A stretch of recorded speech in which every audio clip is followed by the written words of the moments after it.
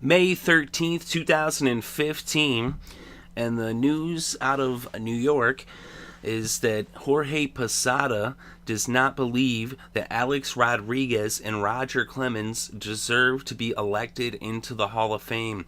Posada was on CBS this morning, and when asked about whether or not he believed Rodriguez or Clemens should be eligible, he said, "I don't think it's fair," quote unquote. He then said, "I really don't. I think the guys that need to be in the Hall of Fame need to be a player that played with no controversy." And then in regards to the 2003 season when he was behind Alex Rodriguez just by a few votes for the MVP, he finished third in the MVP voting in 2003. Rodriguez won the award that year. They asked him about that as well, and he said, "I was almost there." He's like, "You don't know what could have happened." And he said, "It's tough. It's really tough." So he feels as if he might have won the MVP in 2003 if it hadn't been for A-Rod cheating by using performance-enhancing drugs to inflate his numbers in that year. Also, they asked him point blank, should Clemens and A-Rod be in the Hall of Fame? Posada said no. And then they asked him whether he is resentful towards players that used performance-enhancing drugs. He said yes. He said yeah. So Posada coming out very sternly, very strongly against performance-enhancing drugs, against steroids, against A-Rod and Roger Clemens. I'd like to know what you think about this. Also, let's look at the numbers. Let's look at Alex Rodriguez's career numbers. And in his career, Alex Rodriguez has so far, he's still playing, so he'll probably add to that. Obviously, he'll add to that total, and he'll probably get over 3,000 hits this year. Right now, he's sitting at 2,965 hits, and he's sitting at 662 home runs, 1,989 RBI. So he should probably go over the 2,000 RBI this season. His career batting average is 299. His career slugging percentage, 558. His on-base percentage, 384. And if we look and see where he measures up on the record books, and we look at his hits, currently Alex Rodriguez is 30th in the all-time hits list. And we look at home runs, he's 4th right now on the all-times list. He just passed Willie Mays the other day, last week. And he's, right now, the next person up is Babe Ruth, who held the record for quite some time before Henry Aaron broke that record. But right now, it's 662. Babe Ruth's at 714. So let's see the quick math on that. That's, 38 plus 14. So he's 52 home runs away from catching Babe Ruth. I don't know if he's going to get that, though, if he will catch the Babe. He's not going to catch him this year, that's for sure. I don't think he'd catch him next year. He'd probably have to play 2 more years after this year. So I don't really think he's going to catch Babe.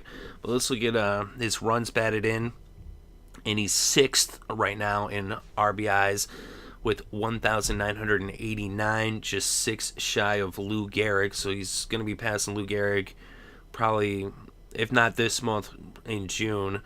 And then he's right there next to Barry Bonds, is just one above Gehrig. So he probably pass Barry, maybe even in the same game, past Gehrig and Bonds, potentially. Of course, then to catch Cap Anson, it's going to be a little bit tougher. Cap Anson sitting at 2,075. I don't think he's going to catch Cap this year, but probably next year if he comes back for 2016. Let's look at his... Actually, this is where I think he's a little bit more exposed. Well, first let's look at his slugging percentage. His slugging percentage, he's 18th all-time in slugging percentage, which you know with the home runs and the RBI, of course, he's up there. He's 4th in the home run total, but he's 18th in slugging percentage at 558. But here is where I think his game gets exposed, is with his batting average, and I think this is really the true testament of whether he deserves to be in the Hall of Fame or not, and where you can really actually see more so where his numbers are inflated with those power stats that really A-Rod has little business having such big gaudy numbers from, when it comes to his home run production. And it's his batting average. His batting average is 299, and that's if you round it up. It's 298.7, but he's 200. He's tied with Dante Bichette and Buck Jordan for 223rd all time in batting average. That's not Hall of Fame worthy. Even though, same time, he does have a higher career batting average than Jim Rice or Mickey Mantle or Cecil Cooper, all Hall of Famers, all excellent players, especially in their time. Well, Bonds is right there too, and that's another thing. Those guys, big home run production, not so much batting average. In terms of A-Rod and Bonds being so low down on their batting average. Whereas really, that's one thing. Steroids can get you big home run production, but they cannot increase your batting average. They will somewhat, but not really. Like a little bit. It's a more negligible addition there when it comes to batting average. Your batting average will go up, yes, because of the home runs. So, those would be pop-outs caught on the warning track a lot of times. They would die in the outfield and not be home runs. That would put your batting average lower. So, hey, if without those home runs, without the performance-enhancing drugs, A-Rod's batting average could be easily 30% lower or more. Who even knows where that batting average would be sitting at? It surely wouldn't be on the edge of 300. Then again, if he hadn't used performance-enhancing drugs, who knows where his batting average would be. Maybe he would have been a better hitter, hitting more for average, not so much for home runs. But let's look at the 2003 season, specifically where Jorge Posada addressed, where he felt he had been robbed by A-Rod in terms of that he thought he should have been the MVP. Of course, Delgado finished second that year. But as for A-Rod, he had 181 hits that year. He had 47 home runs. He had 118 RBIs, and he had a batting average of 298, and that was with the Texas Rangers. Jorge Posada with the Yankees in 2003. His numbers, he had 135 hits. He had 30 home runs, 101 RBIs, and a batting average of 281. Of course, I actually believe that the catcher is the most underrated position in all of football. In all of baseball. What a brain fart, right? All of football. It's because they blocked the plate. I don't know. Whatever. Anyway, we all make mistakes, right? So in all of baseball, it's the most important position, the most underrated position, because really the game of baseball all begins on the mound with the pitcher. Well, who calls the pitches? That's the catcher. The pitcher is not going to be there every single day. They pitch only once every 5 starts, whereas you have the catcher is the one that's going to be there every day and have an effect on the pitching and on the offense. So the catcher affects offense and defense in a way that no other player does on the field. So really the catcher is your quarterback on the field, or at the very least the center. So I think the catcher is the most important position, the most underrated position.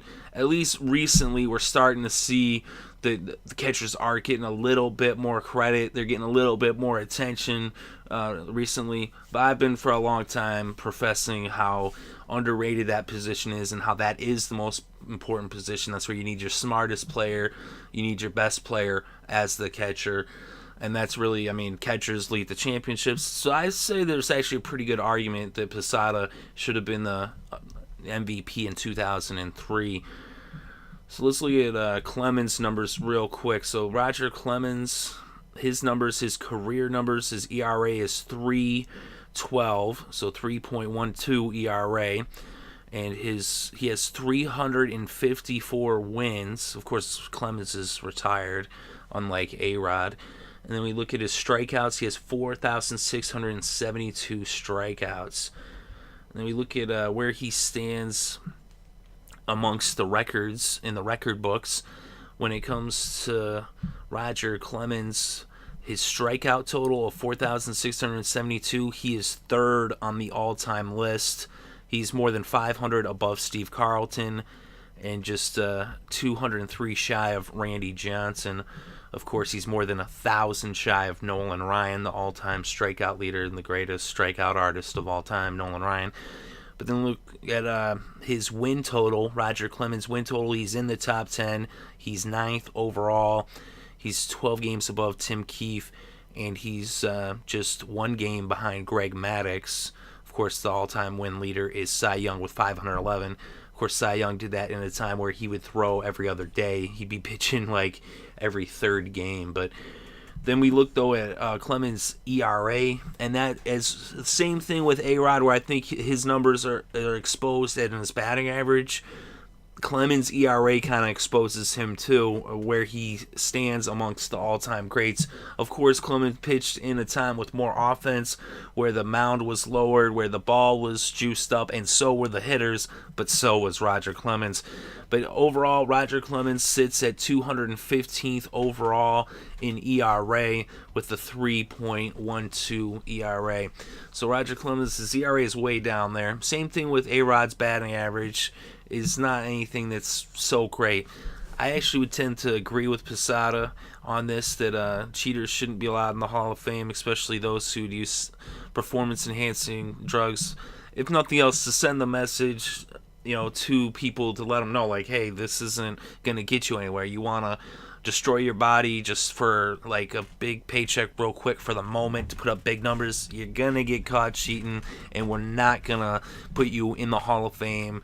They should strike him from the record books. It's not right that A-Rod to go ahead of Willie Mays in the home run records is not really fair. If he wanted to do it, he could have maybe done it if he didn't juice.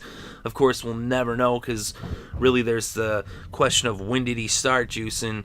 Even though A-Rod showed signs of, power production early on in his career, and you thought like, oh, wow, maybe he's the guy, I thought when he was in Seattle, he was the guy who had the potential to catch Henry Aaron, because if you look at Henry Aaron, he was a hitter that wasn't so much a power guy, but he was a guy who every year would hit 40 home runs, and I thought a guy who had the longevity, if you could play 20 years and hit 40 home runs every year, then you'd have a chance.